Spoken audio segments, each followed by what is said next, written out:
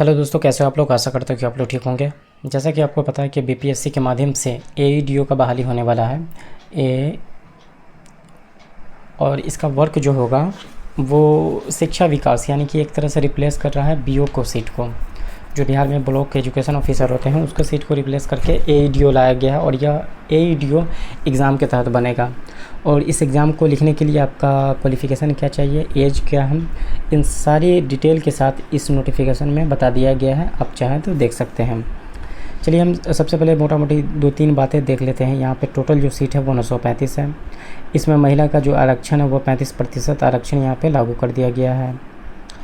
दूसरी बात हम देखेंगे, अगर आप किस कैटेगरी से आते हैं, आप स्क्रीन पर देखकर आप अंदाज़ा लगा सकते हैं कि आपके किस कैटेगरी में आते हैं और आपके लिए कौन सा सीट है और कितना सीट है आपके लिए। सबसे ज़्यादा इम्पोर्टेंट हो जाता है वेतनमान।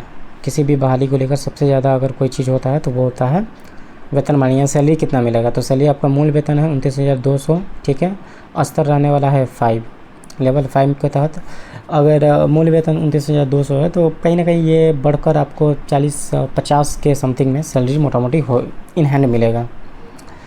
दूसरी बात यह है कि इसका एजुकेशन क्वालिफ़िकेशन क्या है। तो इसके लिए आपको बीए का डिग्री होना चाहिए, यानी कि आपके पास अगर ये डिग्री है तो आप एलिजिबल है, अगर नहीं है तो फिर आप नहीं है। यानी कि आपके पास बीए का डिग्री होना चाहिए। एज का जो लिमिट है वो आप देख सकते हैं, मिनिमम 21 वर्ष है और मैक्सिमम जो पुरुष है वो 37 है और महिला के लिए 40 है, ठीक है। और जो अनुसूचित यानी SC ST के लोग हैं उन सब के लिए 42 वर्ष है।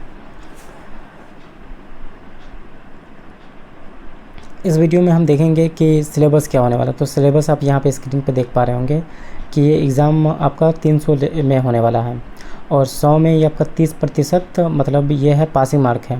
ये तो आपका यहीं पे सबसे ज़्यादा इम्पोर्टेंट हो जाता है कि बोथ पेपर में कह रहा है कि अगर यहाँ देखेंगे अंग्रेजी 30 नंबर का होगा तो उसमें भी आपको 30% नंबर लाना होगा।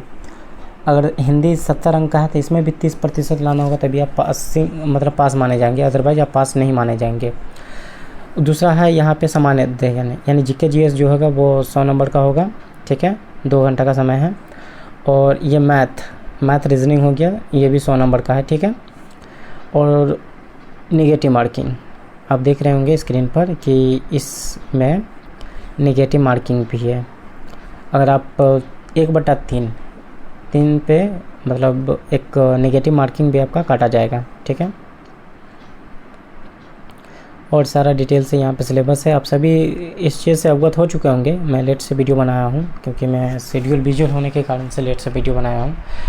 अगर आप एईडीओ की तैयारी कर रहे हैं तो अच्छी बात है। और कहाँ से करें, किसका बैच लेकर पढ़ें, अभी आप किसी के बैच के पीछे मत भागिए। सबसे पहले तो आप NCERT का बुक उठा लीजिए। अगर ग्रेजुएशन लेवल एग्ज़ाम है तो भाई आपको इतना तो पढ़ना पड़ेगा, आपको सिस्टमेटिक तरीके से पढ़ना पड़ेगा, तभी जाकर इस सीट को आप निकाल सकते हैं।